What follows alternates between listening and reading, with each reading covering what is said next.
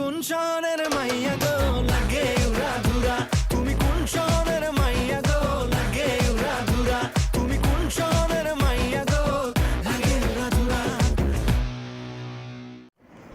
কোন শহরের মাইয়া গো লাগে উড়াধুরা, আমরা কিন্তু দেখে ফেললাম আপকামিং মুভি তুফানের অন্যতম একটি গান লাগে উড়াধুরার প্রোমো।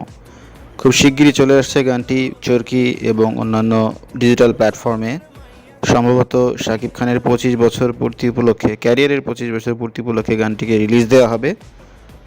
অত্যন্ত আকর্ষণীয়ভাবে সেট ডিজাইন করা হয়েছে, গানের কথাও অনেক সহজ সরল, যেটা খুবই খুবই একটা আমি বলবো যে সঠিক পছন্দ গীতিকার এবং সুরকারদের মাস অডিয়েন্সকে কানেক্ট করার জন্য।